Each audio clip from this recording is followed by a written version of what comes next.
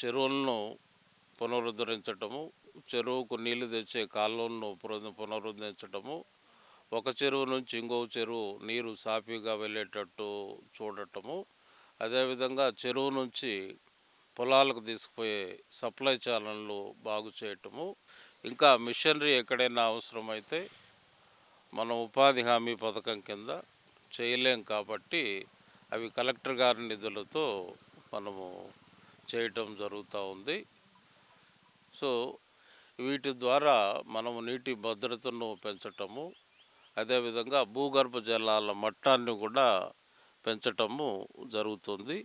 దీనితో పాటు మనము ఈ ట్రెంచెస్ కూడా చేస్తున్నాము, స్ట్రాగర్డ్ ట్రెంచెస్, సీసీటీలు, అదేవిధంగా మొక్కల పెంపకం కూడా చేస్తున్నాము.